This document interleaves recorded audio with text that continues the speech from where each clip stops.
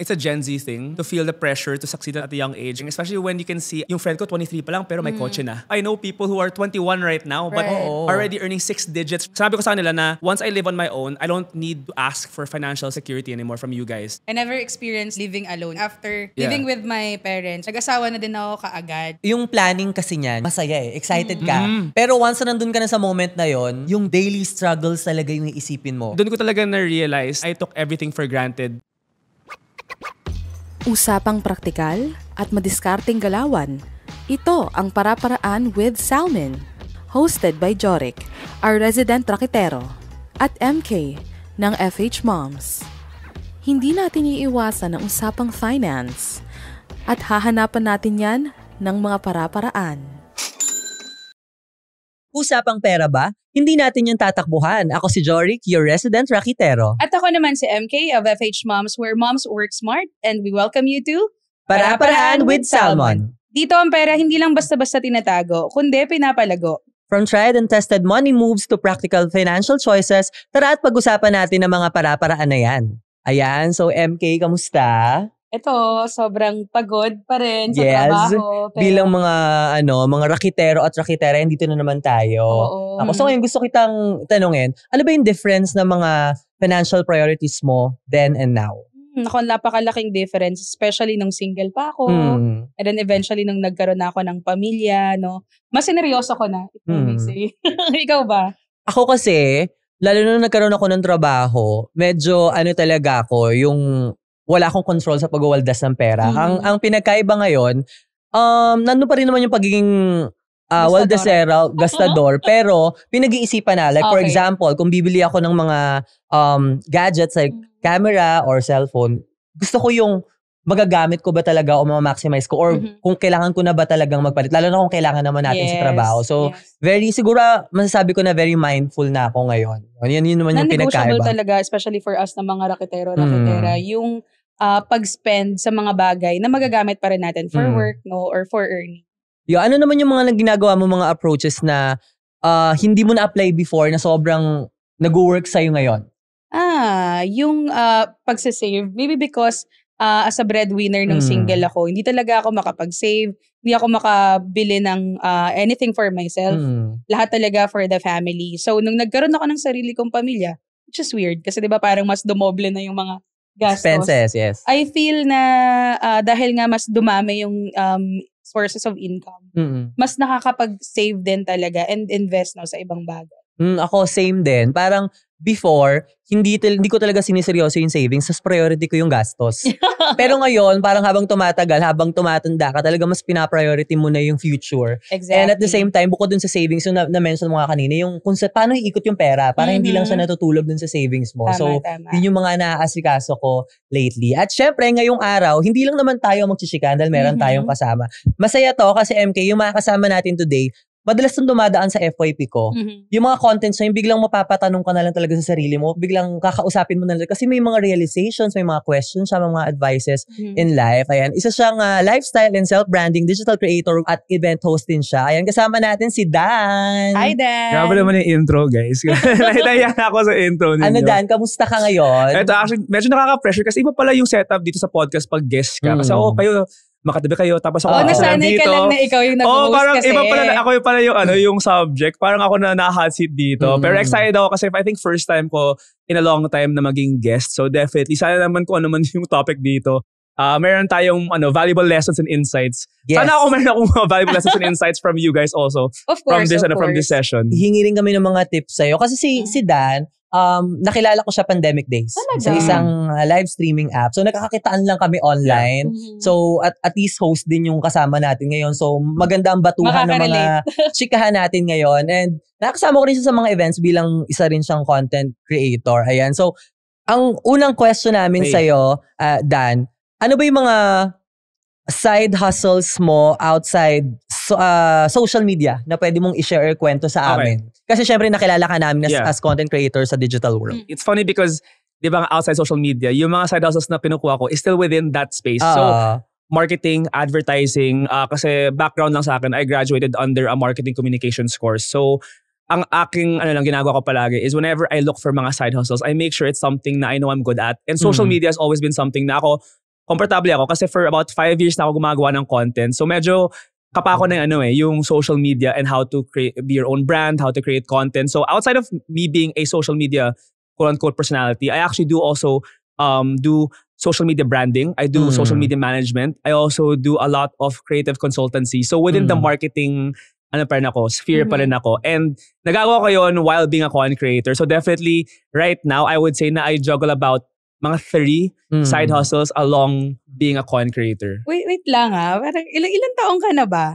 26. I started making content nung pandemic. So actually, tama si Jorik, we met nung sa live streaming app and dun yung origin story ko when it came to being a creator. So since, di ba yung TikTok became... So after college after college. As in, straight after college lang, biglang boom, pandemic, di ba? Tapos lahat tayo, wala akong magawa sa bahay kasi it was mostly just being at home. So that's when I experimented on making content. And I think that's also how I found out na I was actually, I wouldn't say good, but at least I was comfortable making content. Kasi di ba may mga ibang tao na hindi sila comfortable being on camera or talking about their passion. Or, pero ikaw ba nung the moment na na-try mo siya, naisip mo na agad na okay, I wanted to do this? Feeling ko nga the moment I tried it, parang feeling ko nga mas na-annoy yung parents ko kasi sobrang kasi back then, di ba, same house na kami, same condo. So araw-araw ako nag-content, ang ingay ko mag-content. To the point na kahit mga midnight na pag may nakuha kong idea, I will just shoot in our living room.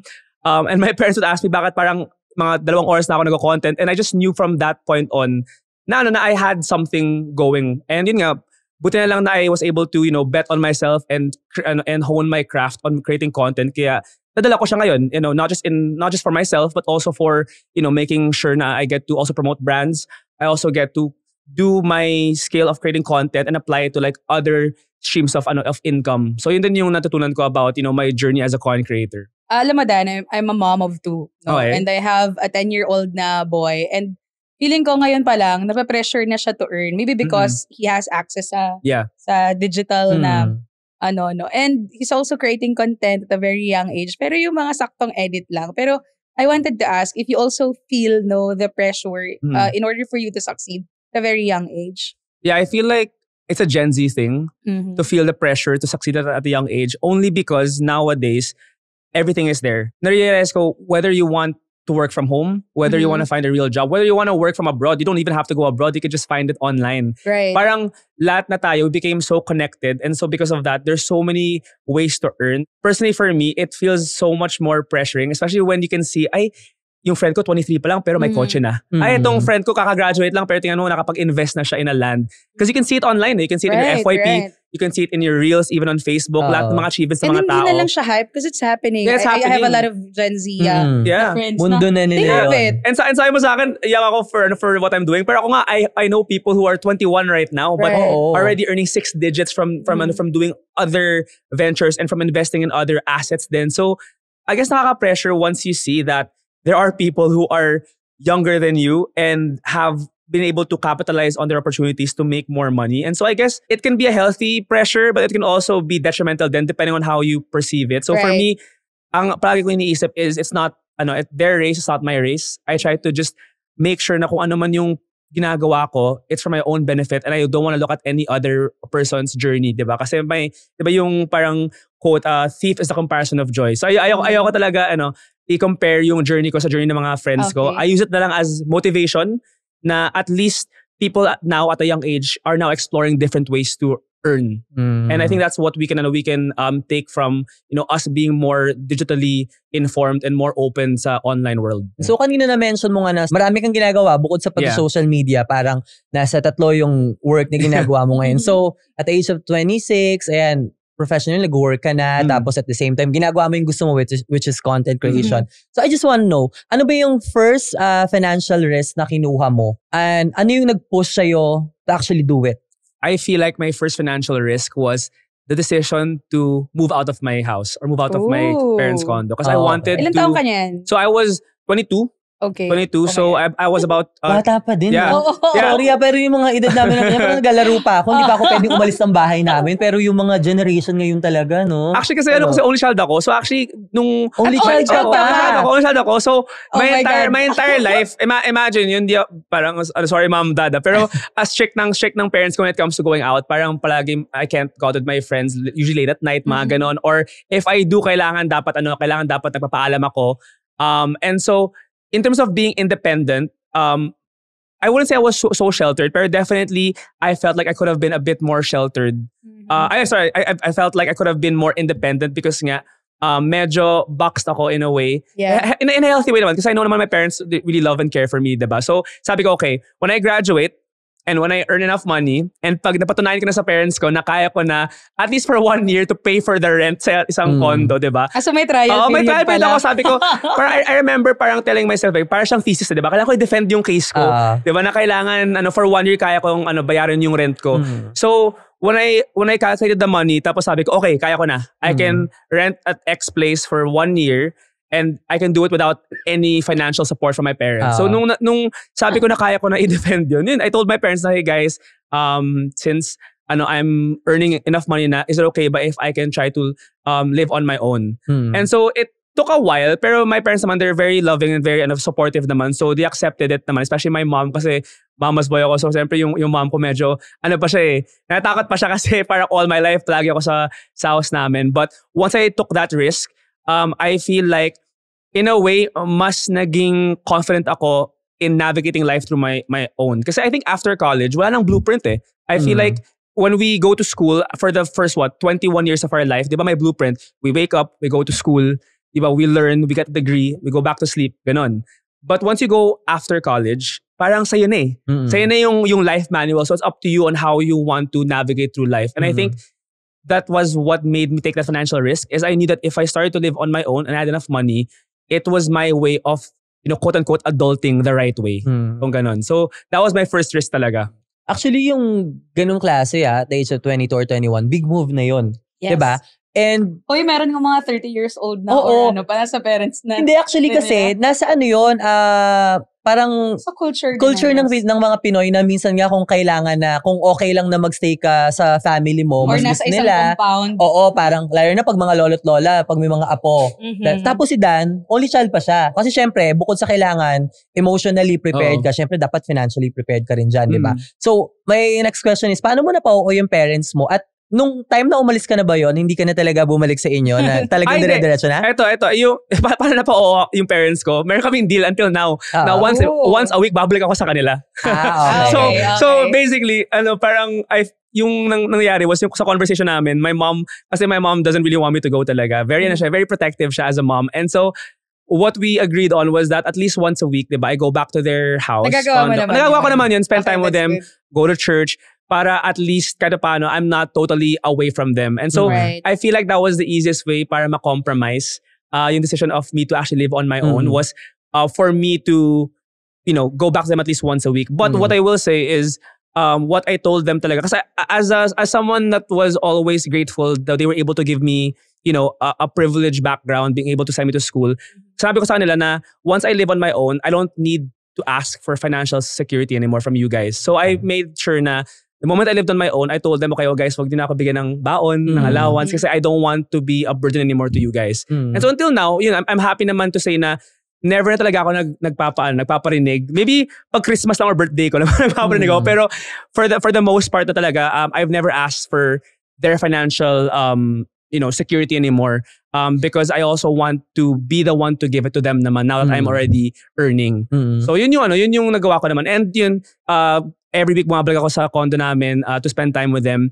I mean, yung goal ko naman talaga, I think most kids' goal is to really make sure that they earn enough money para they can already make sure their parents retire in peace. So I think that's one of the long-term goals I have for myself. Especially as an only child na nakaka-pressure na ako lang yung I wouldn't say I'm the breadwinner, but since I'm the only child, diba, ako yung my responsibility to at least make sure my parents' financial load lessens, diba, as they grow older. Nung mga time na, let's say, first 2-3 months, ako kasi, nung umalis din ako ng bahay namin after I graduated college, nag-uumpisa na ako nun sa content creation. The reason why umalis naman ako kasi, para lang alam niyo, konti lang kami sa bahay, 10 lang naman kayo magkakapatid. Oh my gosh, 10 lang kayo. Mahina si mama. So, hindi niya kayang bumuo ng malaking pamilya. So parang sa akin, for me to create contents na makapag-isip ka, syempre nagsusulat ka ng content, nag-create ka ng concept. Kailangan ko talaga ng sariling space. Yes. Although meron kang kwarto sa bahay niyo, pero syempre yung mga young ones, hindi mo naman pwedeng pag kumatok yan, hindi mo mapasok yun, syempre kapatid mo, di ba? So, yung pinakabunso niyo? Ngayon, ang youngest namin ay 6 years old, awa ng Diyos. Kasi dati growing up, parang... So, ibig sabihin, may toddler ka pala nung mga Oo, time talagang yun. lahat ng content ko, akala nila background ko yung umiiyak na bata. Akala nila yon sound effects, pero background talaga ng bahay namin yun. So, nung lumipat ako, parang syempre tayo, growing up, expected na natin or talagang kasama na sa routine ng mga parents na inaasikaso tayo, diba? Hugas ng pinggan, laban ng damit. Syempre, pag ikaw sumolo ka na, lahat yan, gagawin mo na. Ano yung mga naging pagsubok sa'yo noong mga first to 3 months, bago ka ba... Very interesting. Bago ka ba lumipat ng bahay, marunong na ako magsaing, marunong na ako maglaba, marunong na akong mag-compute ng mga finances ko and all. Alam mo yung secret? Wala ako alam. Nung first time I moved in, grabe doon ko na-realize, grabe, iba pala, yung experience of doing everything on your own.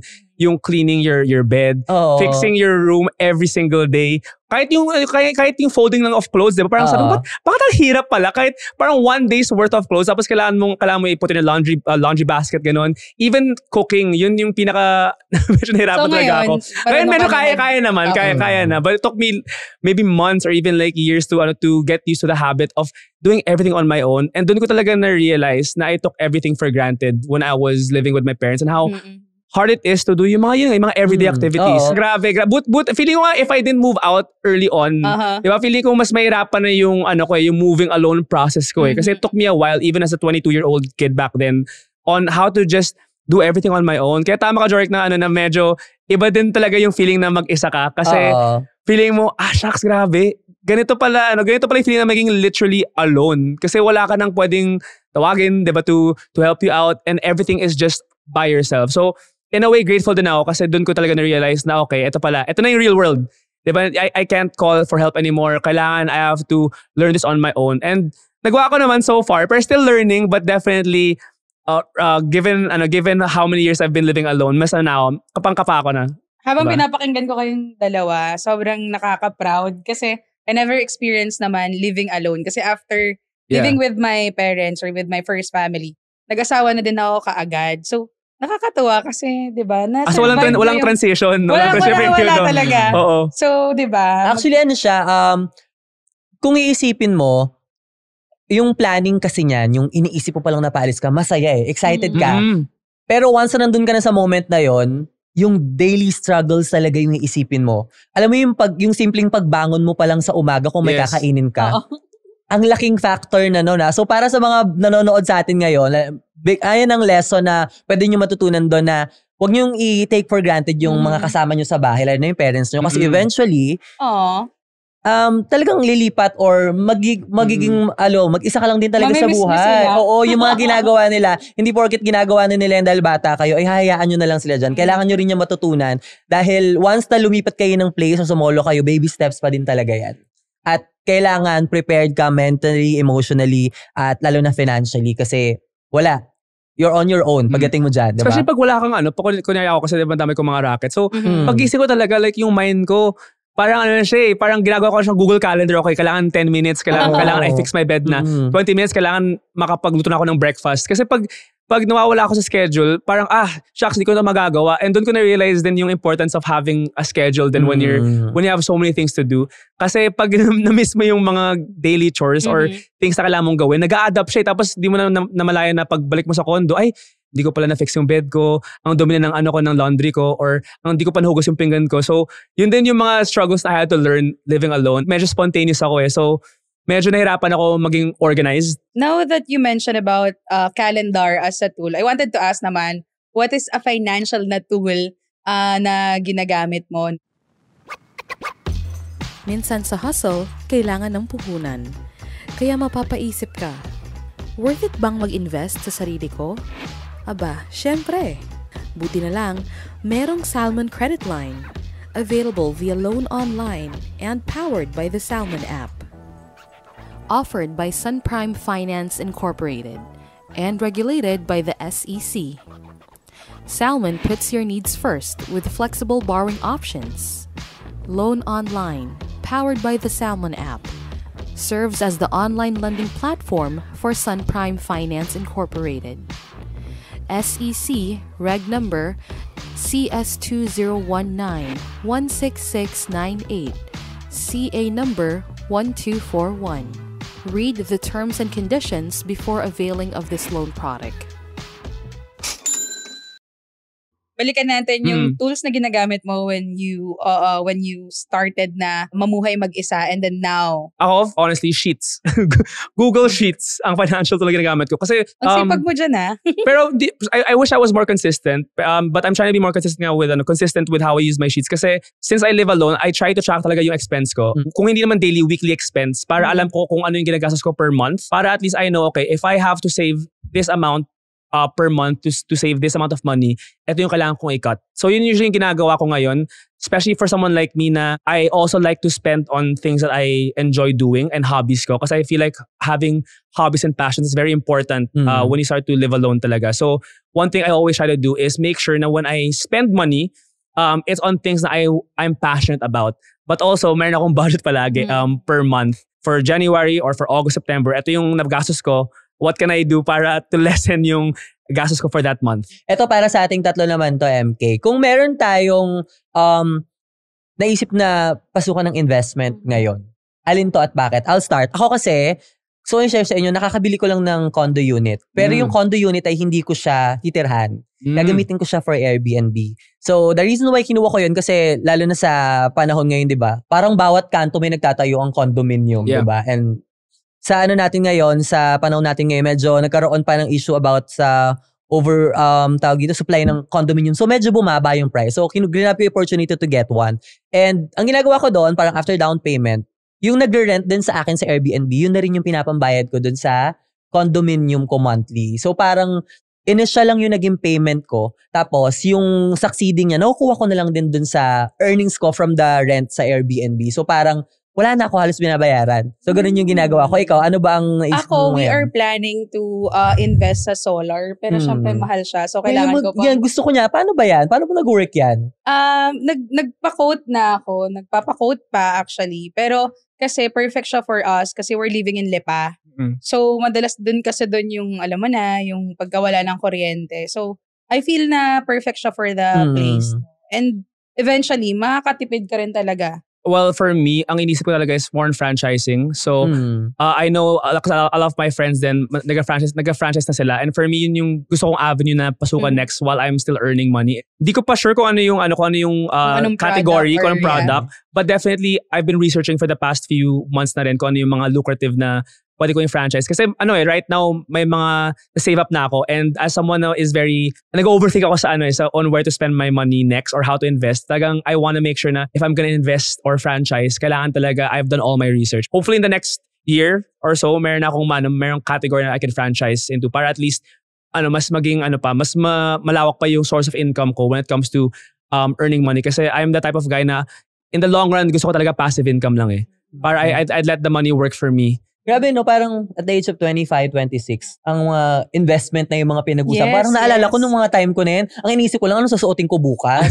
Kung meron akong susuotin sa next na hangout na. Pero at least maganda yun kasi yung, napapansin natin na yung generation ngayon, yung mindset nila, bumabata ng bumabata. At least, at the very young age, natututo silang kumuha na earn ng sarili nilang money na hindi na umaasa dun sa parents nila. Hanggang sa, yung may ibang mga kilala nga ako dyan na parang, although hindi naman namin na-advise na minsan kahit na after high school, meron na kagad silang plano, hindi na sila nagka-college. Pero syempre, iba pa rin yung nakapagtapos ka ng pag-aaral, okay na diba? Kasi may senior high na rin. Oo, medyo mahaba-haba ngayon, no? Sila na maghanap ng side hustle as early as possible. Ayan. So, Dan, since yung mga contents mo talaga ngayon ay yapping, running, hosting, yan talaga yung branding mo eh. So, I just wanna know, paano mo na kukuha yung mga hobbies mo na ma-turn mo into income and gaano yun ka-sustainable for you? Yeah, for me, I believe na content creation always started out as a project, as a passion project. So one thing that I always tell people when it comes to finding ways of having a sustainable source of income is when you find a passion that you can turn into a profit, work on it. So for me, when it was hosting or it was talking, I would always look for mga courses on public speaking or try to at least practice how to communicate with people, how to talk in front of a live audience. Because I knew that since I was getting traction from that area, I might as well also upscale rather yung passion ko. And for me, I think that's the one thing that I would always tell people is if you want to turn your hobby into something profitable, you have to also hone it. You can't just rely on it being a hobby. Na, oh, I like to sing, okay na. No, you get lessons, you take courses, because I feel like that's one thing that you could do to at least turn that passion into something profitable. And that's how I started, and that's how right now, I can say na content creating has definitely been a very, very, my main source of income na rin is because I was able to hone yung craft ko. And until now, I'm still trying to take my lessons and courses in like hosting, and public speaking, because I really want to make sure na I am the best version of myself when it comes to the field I'm at, diba? And also same with running. Since now I'm diverting into fitness content. I now have a fitness coach, a running coach, learning more techniques on running, how to improve my endurance. Because I feel like if you are in the field, I don't want to make it seem like inauthentic ako sa ginagawa kong content. And so I want to make sure na when I do my content, it's based on the foundation. I really love what I do. And so I run actually like 2 or 3 times a week. Oh, wow. I make sure na I eat right, especially now that I'm actually running my first marathon in December. So train ko na yun for 3 months. Ganun pala yung preparation. Yeah, for marathon, for a full marathon, it takes about 3 to 4 months. And so dedication din yun. And I think it's same with having your own business. But when you have a passion, like let's say content creating, it doesn't just happen in one go. You have to really practice, hone it, develop it, and you also have to believe in it as much as you believe in yourself. Because content creating, sa mga aspiring creators dyan, it doesn't just happen overnight. You don't just become viral overnight. It took me about 8 to 9 months before my first video went viral.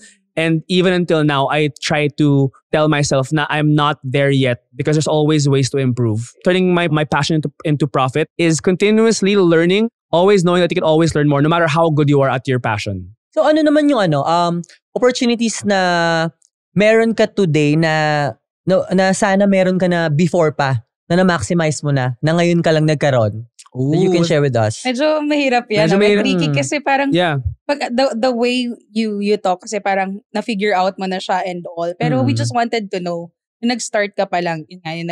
I wish I started earlier, honestly. I wish I actually started earlier. I wish I wasn't too shy when I was in high school or grade school. Kasi yung... Like mas early. Yeah, mas early because I feel like I broke out of my shell post-college na eh. And so I feel like if I were to go back in time and try to tell myself like how would I have done things differently, it would definitely be na I wish I was more exposed to these types of setups like public speaking with you guys, right? Back when I was a kid or in high school, para at least early on I could have started my career. But I always believed, you're never really late, you're never really early, you're always on time. So I don't really regret and I started at the time during the pandemic. But definitely, if I could have changed one thing, I could have started my public speaking classes like way earlier, like in high school. I wish nag-debate class ako. I wish nag-public speaking class ako as an elective also. Because those are the skills na right now I could say I'm using.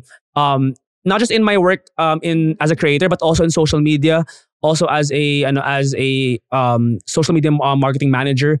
Definitely, those are the things that I wish I could have done. As a parent, I feel na napakagandang tip nun for all the parents na makikinig ngayon na dapat pala as early as possible, talagang ma-engage na sa iba't ibang... Yeah, I think it's important as early as like 10 years old when you're a kid, let your kids explore what they're good at. You never know which passion can turn into a profit. There are 3 types of passion. Passion you turn into profit. Passion that can become your lifelong hobby. And passion that you've never explored yet. Because there's so many passions in our life na we think ito lang yung passion natin. Okay, I just want to be a content creator. I just want to talk. And then you realize, oh wait, I actually like running. And I never knew that because I never tried it because I was too scared to go out of my comfort zone. Right. That's actually something na is also important when you are trying to find ways to also earn. You're never bound to just one passion. Diba? Explore what other passions are out there and explore which passions you can turn into profit. That's so inspiring. Yeah. Promise. Kasi ngayon na nasa early 30s ako, I feel na ang dami ko pang pwedeng i-explore. Yes. Diba? Recently, I started learning cooking.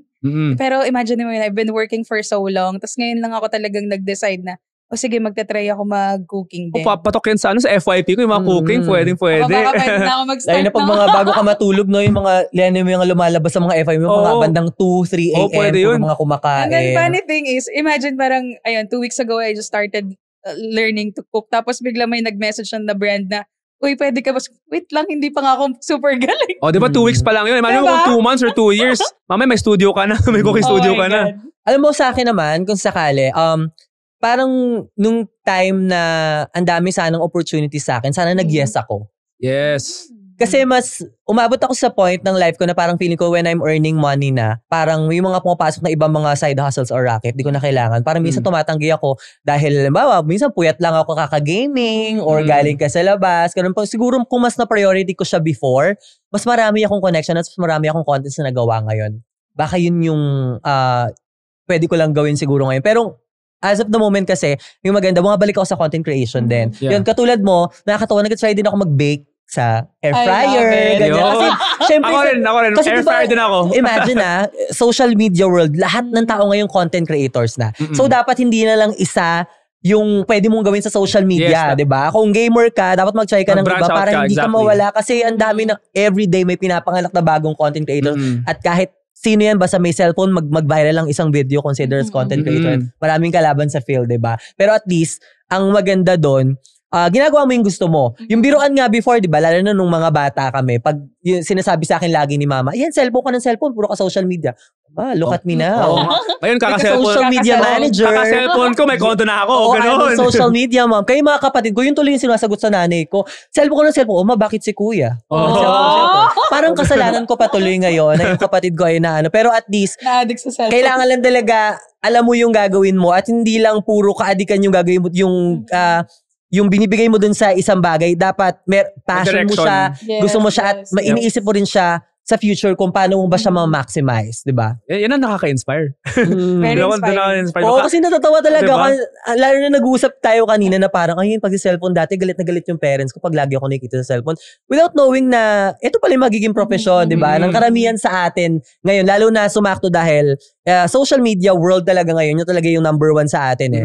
Ang daming opportunities, ang daming nag-open doors halos everyday, at ang daming nakikilalang mga tao na hindi nila alam na para sila sa mundong to, 'di ba? Basta meron kang internet at meron kang cellphone, pwede kang maging content creator. I wanted to ask Ren if ano naman yung financial stability for you, no? Marami kasing nagsasabi na alam mo yan, in our world, no, which is sa freelancing, they would say na hindi naman dyan stable. And then now that I'm also into content creation, I feel na yung mga tao nakikita nila na iba-iba naman yung ginagawa nito or trabaho nito, something like that. And iba-ibang content pa yung ginagawa. So, baka may mga ganun din, no, na would say na, hindi naman yan stable and all. So, what's your thoughts naman when it comes to financial stability and the side hustles that we're doing na for many feeling nila parang, alam mo na, parang it's just another side gig, ganyan-ganyan. I think for me, financial stability has always been on my mind kasi nga, I live alone, right? And I'm a content creator. I know pag content creator ka, it's not a sure thing na every month may racket or may project ka. But I feel like one thing I pride myself in is I'm never content with just doing one thing. So ang tip ko palagi is it's good to pursue your passion, especially if it's something you love to do and it can be something profitable, but always have a backup plan. And so for me, I've always had backup plans. Even until now, I do a lot of side hustles. No matter what happens, I know I'll still be able to work pa rin. And so I feel like financial stability for the Gen Zs, never be content in being good at one thing. Try to explore and always having multiple skills. You can always learn different skills that you can apply to different workplaces and different areas of your life. And that's what I've been doing so far. Right now, I'm able to pursue my passion, but at the same time, I'm able to work on the side. And it's because I didn't stop learning and didn't stop exploring in things na I thought I was going to be bad at, but actually I'm okay pala at doing this. And I think that's one thing we can learn about financial stability is that there's always ways to work. You don't have to be boxed in a 9-to-5 job. I feel like nowadays then, because we live in a digital world now, sobrang dami ng opportunities to earn. And so many ways for you to earn and so many ways for you to sell your value, diba, in whatever skill you have. And I think that's one thing that I hope people start to learn when it comes to being able to maximize yung financial opportunities mo, is that there's always more ways than one to earn income. Ayan, since we are talking about financial stability, then I just wanna know, syempre ikaw, ang dami mo trabaho, sinabi mo nga parang bukod sa social media content creation, may 2 jobs ka pa. Yeah. And syempre, hindi naman tayo puro trabaho lang dapat. Meron din tayong time for ourselves. Tinatawag natin na me time or yung deserve natin to moment sa pagiging gasador natin. So I just wanna know, mas matimbang ba occasional spending for enjoyment or frugal living for long-term security? Pili ko talaga, sobrang generic na answer ko na both. Pero if you are working all the time and you are always saving money, hindi mo na ma-enjoy yung hard work you put in. Kasi may nakita akong quote also. It goes something like, when you're young, you have all the time, all the energy, no money. Yeah. When you're an adult, you have all the money, you have all the energy, no time. When you're old, you have all the money, you have all the time, no energy. And so I feel like now, that made me realize that we'll never really have all the time, all the energy, all the money in the world that we could spend every single day. But if we can at least allocate 1 week, diba? Or at least maybe a day or two to enjoy the things that, give us joy, right? Even if it's going abroad for 1 week, even if it's buying that shoe na you've wanted to buy, diba? Even if it costs a bit more, but if it can give you that moment of happiness, why not? Kasi at the end of the day, diba, what are we working towards? Diba? Is it happiness? Is it a family? Is it your own self-love? So if it's self-love, then why will you wait 10 years or 15 years to find something that gives you pleasure, find something that gives you happiness, if you can spend time doing it right now? So ako, ang ginagawa ko talaga is, okay, in the month of September, if there's one thing I want to buy and I know na it's a bit out of my budget, I'll make sure na, okay, I'll try to buy this thing and then save and then be a bit more frugal with my spending for the week, but I'll make sure na by Saturday bibilin ko to kasi alam kong I want to save up for this. Or if I want to go abroad or I want to spend time with my family, sige, by October if I want to go, let's say, to Singapore or Japan, I'll make sure na for the month of September medyo gipit tayo sa pera, we'll try to at least save some money para by October I'll be able to actually spend time with my family in Japan or Singapore and go there for a week and enjoy. Kasi at the end of the day, we're not going to be able to always enjoy the things we want. But if we can at least allocate certain times of the year or of the month to give ourselves the break that we get from the hard work we put in, I think that's enough for me to say, okay, then I'm living my life the way I'm supposed to live it. Akin din, alam mo, dun sa nakuha ko sa sinabi ni Dan, yung maganda yung habang bata ka pa, bukod sa kumikita ka na, nai-enjoy mo yung buhay mo. Tama rin naman yun kasi syempre, habang tumatanda ka naman, naanin mo nga naman yung dami ng pera mo kung di mo na may enjoy, exactly. diba? Kaya ang dami ko nakikita mga reels. Hindi ko alam kung sa FYP ko lang to. Madalas natatanong yung mga matatanda na kung meron kang gustong balikan sa pagkabata mo, ano yun, lagi nilang sinasabi, travel. Yun talaga. Yun yung sinasapuso ko hanggang ngayon. Kailangan talaga, lalo na kung provider ka or breadwinner ka, kailangan balance eh. Pag nag-work ka for your family, hindi naman all the time dapat 100% for your family yun. Kasi again, ang mas importante ang sarili mo. Kasi pag nawalan ka nga, hindi lang ikaw, pati yung mga sinusuportahan mo, diba? So dapat, balance talaga siya. Ang akin, na-negotiable talaga ang food. Pag may gusto akong kainin, pala mo may kasama ako, tapos nag-aya ako sa isang restaurant, nagsabi sa akin, parang mahal-mahal naman dyan. Pero parang for me, kung kakainin ko naman at parang deserve ko naman to after a week of working, diba? Parang wala namang masama kung gastos ka naman lang. Kasi saka ito yung mga before na hindi mo natatry kasi wala ka pang trabaho before. Parang gano'n, diba? But syempre, kailangan balance siya at computed yung magiging expenses nyo, diba? Kasi, again, yung pera, hindi naman yan laging nandiyan, lalo na sa trabaho natin sa content creation. Hindi nga siya fixed katulad ng mga ibang trabaho, of course, diba, na monthly may next week ka. So, syempre, dapat balance siya. Sa akin, sinabi niya kanina na meron tayong ginagamit yung sheet. Nagaganon din ako para at least nakikita natin yung pumapasok at yung lumalabas sa'yo. So at least, walang sisihan kasi ang kalaban mo lang dyan at the end of the day, yung sarili mo lang din naman. Diba? So at least, kung meron kang sisihin, kung after mo ng gastusin pagtapos ng buwan na to, meron kang babalikan na sheet kung saan siya pumasok o saan siya nanggaling, diba? So, importante talaga yon. Minsan yung sheet ko nag-minus na pag nag-travel ako eh. Kasi kukusan. Oo. Doon talaga ginagastos. Tama na. Pero kung si Joric Food ako talaga travel. Kasi sabi ko talaga sarili ko, mahirap mag-travel as you grow older, diba? Kasi energy mo nawawala na. And yung responsibilities mo, diba, in the future, pag nagkaanak ako or when I have my own responsibilities or my own job, my own business na rin, if ever, diba, mahirap na eh. So as early as now, if there was one thing na I want to invest in that will go a bit over my budget, it would be traveling. Because I feel like no one can take away the experience of being able to go out and experience different culture, different foods and different ways to experience life. Feeling ko ang role ko dito is mag-validate nung mga ideas niya for the future. Kasi totoo yan. So, as a workaholic na mom, no, and wife, when I started earning from freelancing, content creation, and lahat na ng mga pinagkakakitaan ko, that's something na na-realize namin na gawin talaga when I experienced burnout. We started traveling almost like every weekend kami talaga nagbibis sa labas. ganyan-ganyan, sa sobrang pagod. And then, yun yung naging mindset namin na we wanted to spend time with each other din talaga, especially that the kids are growing. Ganun kami palagi mag-isip na, ang bilis lumaki ng mga bata and then eventually mag-move out na nga sila and all that. So, nagbabudget talaga kami. And we know na if you're traveling with your family, especially if we're talking about abroad, ang laki ng budget for that. So, pinaghahandaan talaga namin yung travel, both local and international. Talagang pag-iipunan namin kasi alam namin na maganda siya, not just for memories but also for the development of the kids. Yeah. So, nakita namin na iba yung mga batang nakakapag-explore versus doon sa mga batang nasa bahay lang sila or hindi talaga pinapalabas ng parents nila. So, ibang-iba na rin talaga ngayon, especially for the millennial parents and then the Gen Z kids. Nakakatuwa lang makita na nagbago na ang Pilipinas. Wow, may pag-asa pa. Share ko lang din, yung total na mention natin yung mga travel, yung isa sa mga ginagawa ko pag may mga plano akong travel, pinapasok ko sa time deposit. Para, alam mo, nakalagay doon 6 months from now, travel ako. Ano man mangyari doon sa savings ko, meron akong nakatabi na pang travel. Kasi, dyan yung pinakabawi ko sa pagra-racket, sa pagtatrabaho, na parang once in a while, bigay mo sa sarili mo, mahilig kasi ako mag-travel mag-isa. So, nakasave na yan, naka-time deposit na yan sa akin para at least, sure na rin ako na kahit ano mangyari dun sa work ko or sa savings ko, may nakatabi at may naka-ready ako na gagastusin pang travel ko. Na talagang sure na ito lang yung pwede kong spend dun sa duration ng pag-alis ko. So, at least, yan yung mga pwede nyong gawin. Hindi lang basta, kasi pag nakalagay siya sa savings, hindi mo na napapansin yun eh. Di ba minsan tayo, sa mga expenses, may mga bullets tayo. For example, grocery, tapos mga bills. Ako nakahiwalay talaga yung sa travel ko.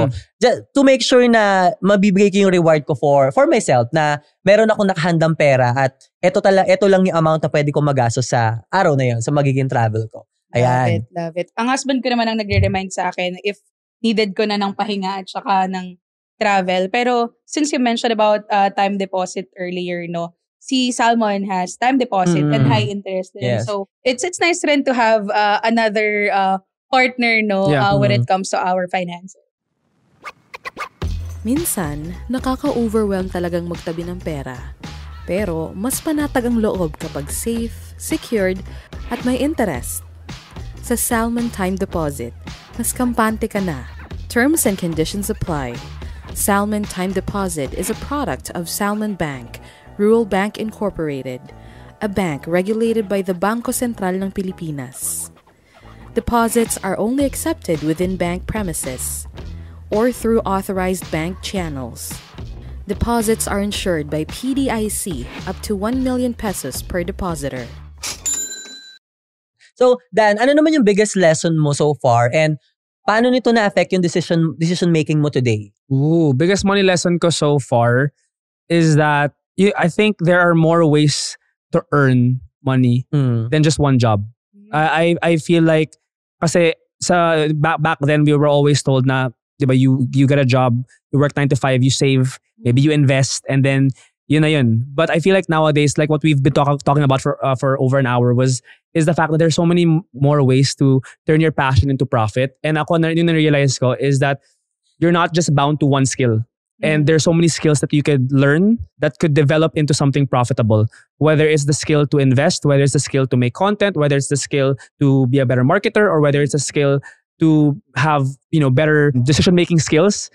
All of those help in finding different ways to earn. And so I think that was my biggest money lesson after I graduated college. Because even in college, they don't teach you naman how to make money. Right. They don't teach you, even saving. How to yun nga din how to save money or how to earn or how to invest.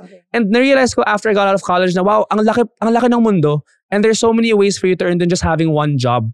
Na-realize ko there's so many different avenues pa na I can explore na I know I'm good at. And I know na I can provide value for. In return, it can also provide me financial security. So that's the one lesson I learned. Ako feeling ko, nakuha natin yung ganyang klase ng mindset, yung hindi lang isang trabaho, sa mga OFWs. Diba? Kasi ewan ko kung sa akin lang to, growing up, hindi ako familiar dun sa mga ibang mga taong nakakasama ko na may mga multiple jobs.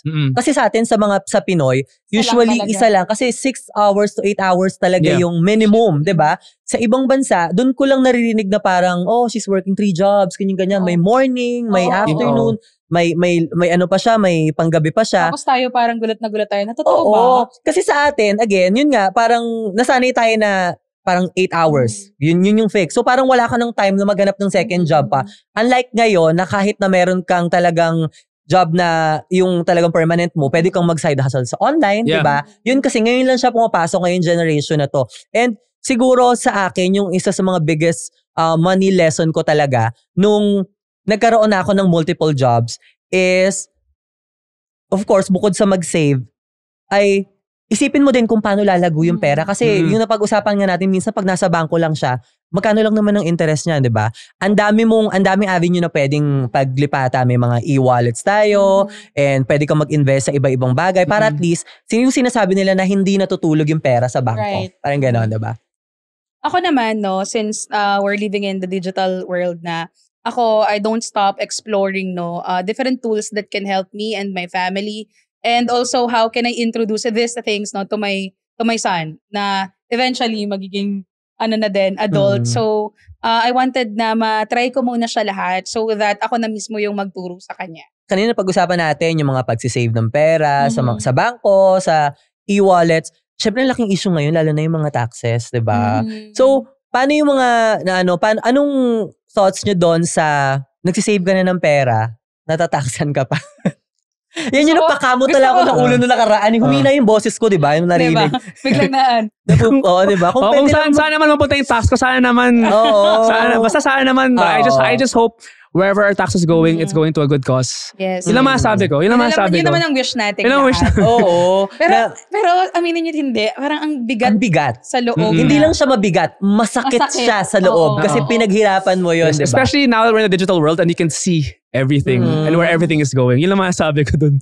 Kasi tayo naman, di ba, sinasabi nga natin, tayo mga Pinoy, hindi pa tayo pinapanganak, meron na kagad tayong binabayaran, di ba? Pinanganak ka na may utang na binabayaran na hindi mo alam kung saan napunta. Tapos ngayon, growing up, nung nagkatrabaho na tayo, doon na natin na-realize na ito na yung sinasabi nila dati. At syempre tayo, hindi tayo pwedeng tumakas sa taxes kasi bilang Pinoy, obligasyon natin yun. Right. And syempre, we just wish na yun nga, sinabi ni Dan, na hindi naman namin pwedeng sabihin na ayaw na magbayad ng tax, ayaw na bigay ng tax kasi kasama nga yan. Sana lang nakikita natin at napupunta sa maayos yung taxes na binibigay at kinukuha sa atin kasi yun na lang yung makakapagpalubag loob sa atin para mapangiti tayo dyan. Kasi every time na katapusan, mapapakamot ka na lang sa ulo na parang, itong tax na to parang 1 million na to ng buong araw na namin to. Lalo na ngayon, nadadagdagan pa. Even yung savings mo na dapat pera mo lang na nandun lang sa bangko, di ba? Na magkakaroon pa ng taxes ngayon. Ang positive side naman nitong sa, especially the digital taxes din, that we have, since automatic na nga siya sa halos lahat na platforms ngayon. At least, yung mga nagsisimula pa lang na mag-earn online, nagko-contribute na din sila when it comes to that. And then eventually, they learn na rin how to manage din yung finances nila and then paying their own na taxes.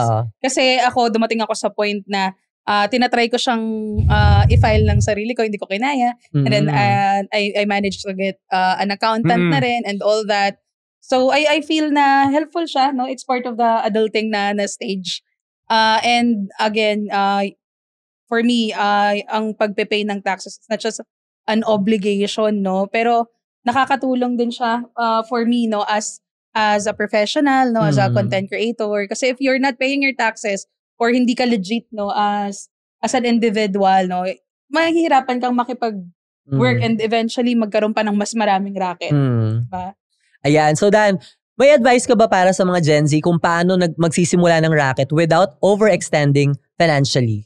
Kasi lalo na sa social media, di ba? Tayo, pag pumasok ka minsan sa content creation, yung mga first timer dyan nabibigla kasi ang laki kagad ng mga payment na nakukuha nila. Parang, oh my God, nung nasa corporate ako, 1 month ko tong ginagrind. Ito, 1 post lang nakukuha ko.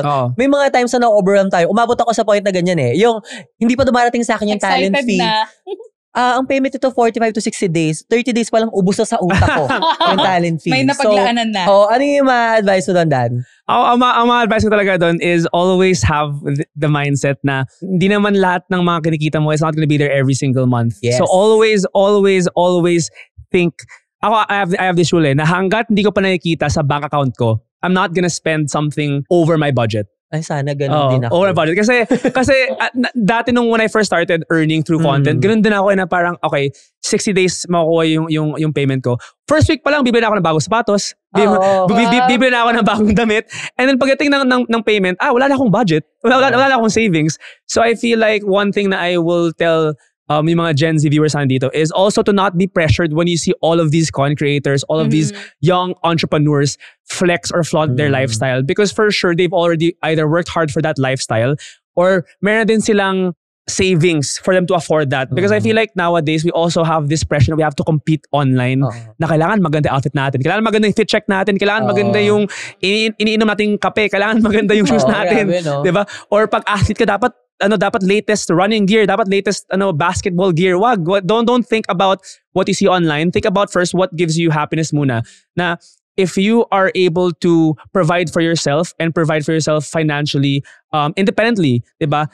Yun na yun. Yeah, that's the first step. Don't always compare yourself to what you see online, because what I always say, what you see online, sometimes it's a curated version of people, diba? And sometimes that can also mean curated than yung financial success nila online. It's good to flaunt the hard work you've been doing, but always make sure na when you see these things online, don't be pressured to always buy the next new thing. Kasi ako nagawa ko na yon, and it did not help me save up talaga. Being independent, I have to make sure na unless I see the paycheck, I can't travel yet. I can't spend any amount on the shoes I want because it's not my money yet. So yun yung advice ko. Ano talaga siya, MK? Parang peer pressure talaga. Yeah. Yes. Kala ko dati sa mga nung nag-aaral lang ako, applicable yun eh. Yung kasi nung student ako, meron mga times sa parang minsan kahit wala ka ng baon, pag nagkaayaan magkape, ay, iuutang mo talaga yun. Pahiram na muna ako, friend. Tapos bayaran ko sa'yo. Kahit nung wala ka naman trabaho, pero expect mo sa allowance mo siya kukunin, di ba? Same thing ngayon. Lalo na, yan yung pinaka-downside ng social media ngayon eh. Lalo na sa generation ng mga bagets ngayon, di ba? Pag may nakikita sila online, damit, pagkain, yung mga nag-trending na pagkain, restaurant, kailangan nilang puntahan. Kailangan nilang itry. Kahit na wala pa naman talaga silang income, di ba? Umaabot sa point na talagang kailangan ipapangutang pa nila para matry.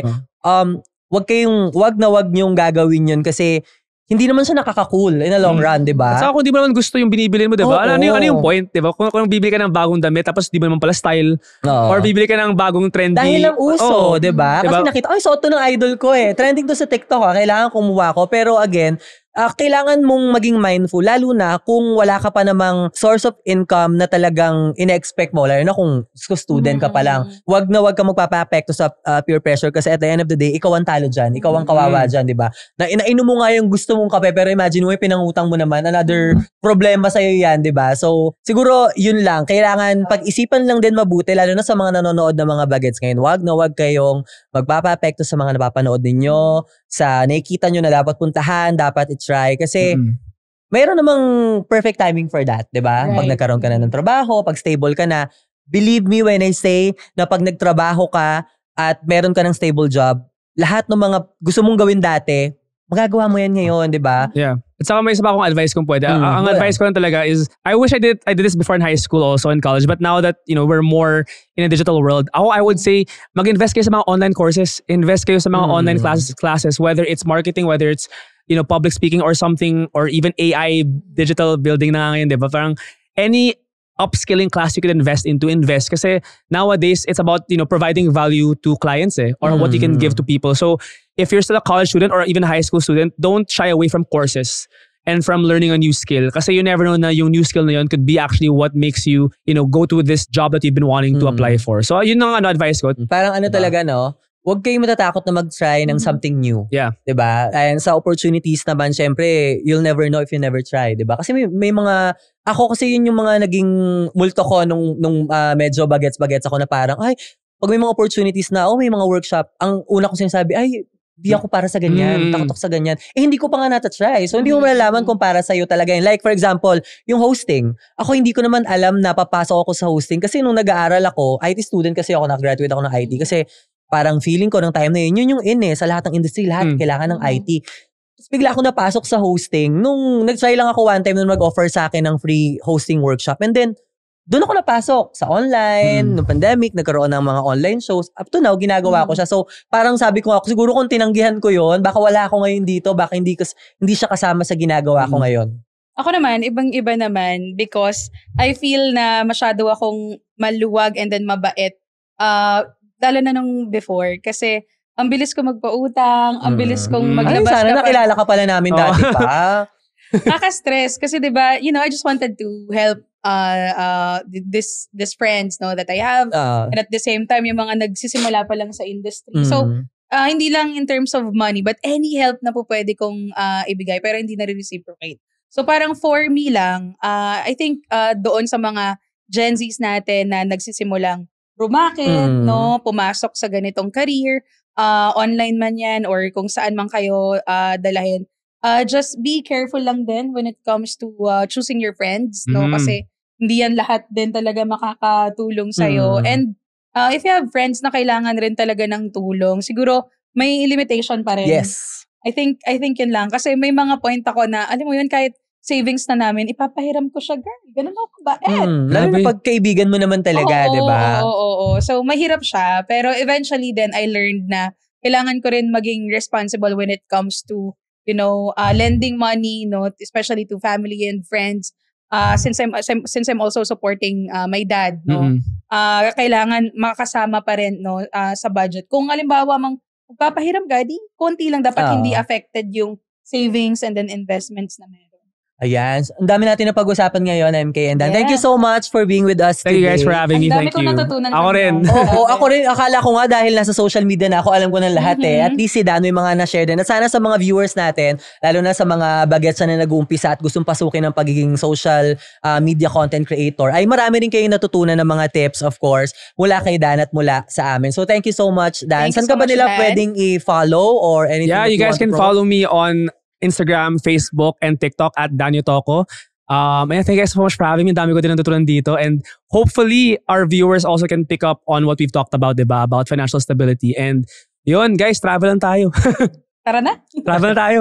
Sana marami kayong napulot na para-paraan ngayong araw. Once again, ako si MK of FH Moms. At ako si Joric, your resident rakitero. See you next time sa Para-Paraan kung saan ang usapang pera ay hindi natin tinatakbuhan. Bye guys! Trying to get ahead in your finances? Or just curious about practical ways to handle your money?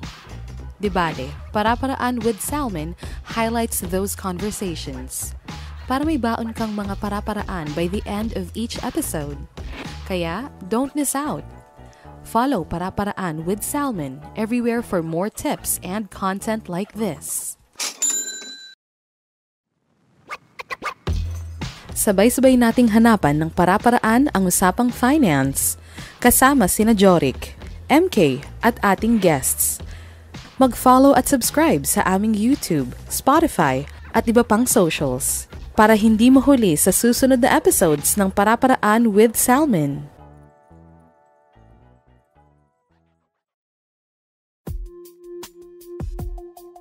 The views and opinions expressed in this podcast are for educational purposes only.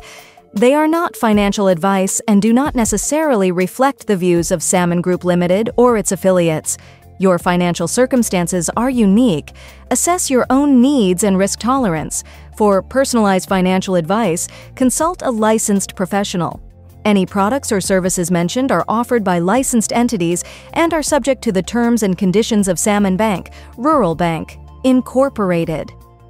For any products and services mentioned that are not from Salmon Bank, Rural Bank, Incorporated, please verify legitimacy and current rates directly with their providers. All accounts and loans discussed are subject to the bank's Know Your Customer and due diligence processes. Loans carry obligations and are subject to approval, applicable interest, and fees. Borrow responsibly and only from lenders licensed by the Bangko Sentral ng Pilipinas. Be cautious of unlicensed applications. Any mention of personal earnings are examples only, as there is no income guarantee. Success is dependent on individual effort.